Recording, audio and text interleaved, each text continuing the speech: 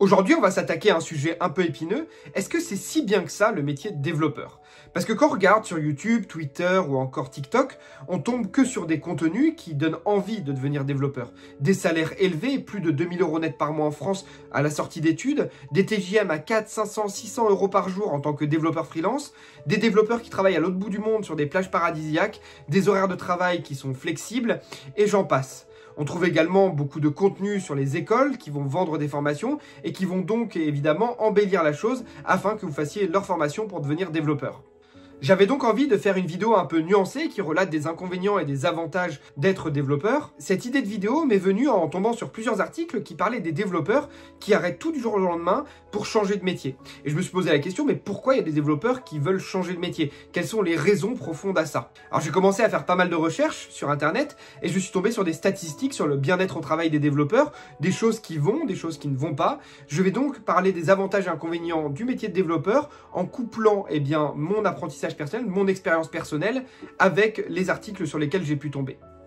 Déjà, on va commencer par mon expérience personnelle. Moi, ça va faire 15 ans que j'écris ma première ligne de code et ça fait 10 ans que je suis développeur freelance. Du bien, en tant que développeur, je peux vous en donner des dizaines. J'ai d'ailleurs une chaîne YouTube, TikTok, etc. où j'ai des centaines de vidéos où je crois que je n'ai jamais parlé en mal du métier de développeur. À part peut-être sur certains clients qui ont été un peu relous à certains moments, mais vis-à-vis du métier à proprement parler, je me suis jamais plaint. Pourtant, parfois, il est arrivé dans ma courte carrière de 10 ans d'avoir des moments, des passages à vide où je trouvais que la charge de travail était trop élevée, et je vais y revenir, et je trouve ça important d'en parler dans cette vidéo. Bon, commençons par le positif. Le métier de développeur, déjà, c'est un métier où c'est vrai, on a une certaine liberté. Ça va dépendre en fonction de si vous êtes salarié ou freelance, mais dans l'ensemble, on est quand même assez libre. J'ai vu pas mal de développeurs dans des entreprises où les horaires de travail sont assez flexibles parce qu'on fonctionne avec de la méthode agile, c'est-à-dire que le travail doit être fini au bout de 15 jours, mais qui peuvent par exemple partir un peu plus tôt le mercredi après-midi pour garder leurs enfants. Donc ça, c'est quand même une liberté qu'on a dans ce métier, qu'on n'a pas dans plein d'autres métiers, et c'est plutôt chouette. Quand on est freelance, on vient adapter ses horaires de travail comme on veut, on va juste devoir se calquer un peu aux réunions et aux horaires de travail des métiers lambda afin d'être un peu disponible également. Donc sur ce point-là, c'est vrai que la liberté, elle est quand même assez forte en tant que développeur. Au niveau des salaires, bon, les écoles promettent des salaires mirobolants, on voit beaucoup de vidéos, on vous dit on gagne des sommes énormes. Je ne vais pas me plaindre, je gagne très bien ma vie, mais alors des sommes énormes en France, c'est pas forcément le cas. Prenons l'exemple déjà d'un salarié. Le salaire moyen d'un développeur en France, il est autour des 44 000 € annuels bruts par an. Ce qui fait approximativement là de tête 3 000 € net par mois, ce qui est excellent, mais on comprend ça tout langage confondu, tout métier confondu et tout niveau confondu. À titre de comparaison, aux États-Unis, on est largement supérieur aux 100 000 $ par an. Et vous allez me dire, en France, oui, mais on a une couverture sociale qui est importante, et donc, effectivement, les salaires sont plus bas, mais on ne paye pas le médecin, on ne paye pas l'accouchement, on ne paye pas plein de choses comme ça. C'est totalement vrai, même si on peut quand même le dire, les services français se dégradent, on paye de plus en plus d'impôts, et je pense que, effectivement, les salaires pourraient peut-être un peu monter, qu'on perd en pouvoir d'achat ces dernières années, même en tant que développeur. Donc oui, développeur, c'est un métier où on gagne bien sa vie, on est aisé, on est de la classe moyenne, mais on n'est pas riche non plus. Même en tant que développeur freelance, même si on facture 20 jours à 500 € la journée, on a 10 000 € de chiffre d'affaires. Enlevé à ça, eh bien déjà les 26% d'URSSAF, il reste 7 000 €. Enlevé à ça les impôts sur le revenu, on va avoir un salaire environnant de 6 000 € et les charges de l'auto-entreprise avec les logiciels, etc., etc., et les congés payés qui sont inclus dedans, on va être aux alentours de 5 000 € net. C'est très difficile de gagner beaucoup plus, même en étant freelance et en bouquant ces 20 jours de travail à 500 € la journée. Ça reste des salaires qui sont très élevés, 5 000 € net par mois en pouvoir d'achat, mais ce n'est pas non plus des salaires mirobolants comme on peut parfois l'annoncer, comme certains peuvent l'annoncer avec des 1 million d'euros, etc.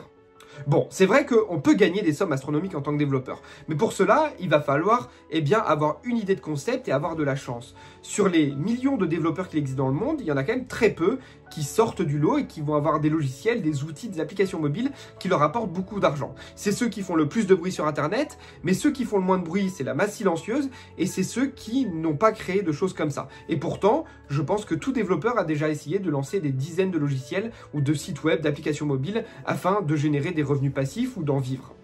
Il y a d'autres avantages au métier de développeur. C'est un métier où au niveau physique, c'est peu dangereux, il n'y aura pas d'accident de travail, il y aura très peu de problèmes de dos à la fin de sa carrière, à part si on s'assoit mal. Il y a juste éventuellement les yeux, où à force de regarder des écrans, on peut se détériorer un peu la vue. Mais en termes d'inconvénients physiques, il y en a très peu. En termes de salaire, c'est plutôt élevé. En termes de liberté de travail, c'est plutôt pas mal. Et donc, quand on arrive comme ça à faire un tableau assez global du métier de développeur si on compare avec d'autres métiers, c'est un métier qui, de prime abord, est très intéressant. Bon, on va pas tourner autour du pot plus longtemps, le problème du métier de développeur, c'est plutôt ce qui se passe dans la tête. Et surtout la gestion du stress. Le métier de développeur, c'est un des métiers les plus stressants qu'il existe. Il est souvent dans le top 10 des classements des métiers les plus stressants. Bon, faut prendre avec des pincettes ces classements qui mettent les métiers les plus stressants, parce que parfois ils sont pas tout à fait cohérents, et les sources ne sont pas totalement très fiables. Mais ça n'empêche que quand un métier arrive plusieurs fois dans le classement, on peut quand même déjà se poser des questions. Et moi, pour côtoyer pas mal de développeurs, je sais que c'est un métier stressant. C'est un métier stressant, pourquoi? Parce que c'est le code qui est stressant, ou c'est l'environnement qui est stressant? Et là, tout est la question. Le métier de développeur est stressant pour plusieurs raisons. La première, c'est le débugage d'urgence. C'est inévitable, inéluctable au métier. On a parfois des sites web, par exemple si je prends le cas d'un développeur web, qui ont besoin d'être maintenus tout le temps à flot avec des milliers de visiteurs et des milliers d'euros qui sont générés par heure. Si demain le site tombe en rade à 1h du matin au moment d'un Black Friday, eh bien le client va perdre beaucoup d'argent. Eh bien ce patron-là va appeler tout simplement l'équipe, le responsable de l'équipe IT, qui lui-même va appeler peut-être un gestion de projet, qui va ensuite appeler les sysadmins et les développeurs pour trouver le problème. Eh bien tout le stress va être répercuté en bout de chaîne. Donc effectivement, sur ce point-là, le métier de développeur peut être stressant. Évidemment, tout ça, ça peut être pallié en ayant une structure robuste, en ayant des tests unitaires, même si les bugs sont parfois inévitables, et c'est quasiment impossible, on reste des êtres humains, de faire des problèmes sur une application. Alors le stress aussi, il peut être évité quand on est dans des grosses équipes, on est moins stressé souvent que quand on est tout seul à gérer un problème, puis ça dépend aussi du caractère. Mais là où le métier de développeur est le plus stressant selon moi, et selon d'ailleurs les études, c'est au niveau de la charge de travail. Il faut savoir qu'il y a plus de 70% des développeurs qui ont annoncé lors d'une étude travailler au moins une fois dans l'année plus de 60 à 80 heures par semaine. Ce qu'ils appellent tout simplement un run. C'est un moment dans l'année où il y a trop de projets et ils se retrouvent à travailler beaucoup trop d'heures pour essayer de boucler les projets plus vite. On parle quand même de 70% des développeurs, ce qui est énorme. Et donc forcément, ces charges de travail-là impactent le bien-être au travail. On va du coup avoir des personnes qui vont faire des burn-out, d'autres qui vont avoir de la surcharge, du surmenage au travail et qui seront plus contents dans leur métier. La raison de tout ça, ça va être parfois déjà un problème de communication au sein des équipes où les gestions de projet vont avoir tendance à mettre des deadlines qui sont beaucoup trop courtes. Ça peut être aussi de la faute du développeur qui va sous-estimer son travail ou d'autres développeurs qui vont vouloir prouver qu'ils codent très vite au début dès qu'ils sont employés et qui en fait ne tiendront pas le rythme. Parce que effectivement, parfois, on est capable d'aller très vite et d'avoir des moments de productivité dans une année. Là, on ne les aura pas parfois avec des problèmes familiaux, des problèmes personnels, une maladie ou je ne sais quoi. Parfois, on est un peu moins productif et le travail s'empile et on s'en sort plus. Bon, et ça c'est très récurrent dans le métier de développeur. La plupart des projets sont en retard, les deadlines ne sont quasiment jamais respectés. Mettez en commentaire si vous êtes développeur et que vous avez des projets que vous avez déjà livrés quasiment à l'heure, tout fini, sans problème, sans bug, je suis quasiment sûr qu'il n'y aura pas beaucoup de commentaires. Et donc ça, forcément, ça crée du stress. Parce que, encore une fois, c'est vous qui allez être en bout de chaîne. Le chef de projet s'est engagé sur une deadline, donc il va vous mettre la pression. Le client va lui-même mettre la pression au chef de projet. Et vous allez vous retrouver à devoir bien combler les trous pour aller plus vite et donc livrer quelque chose. Deux autres choses qui font que le métier de développeur peut être stressant, c'est le nombre incessant de messages que l'on reçoit, parce qu'on est dans tous les canaux de discussion. Qu'on soit freelance ou salarié, je le vois avec les gens avec lesquels je travaille, des Slack tout le temps, des WhatsApp, des messages, des appels, des réunions et j'en passe. Tous les canaux de communication sont possibles, des tickets Jira, des tickets machin, des tickets Trello. Et du coup, on se retrouve à être noyé sous l'information et ça peut faire une surcharge de travail également.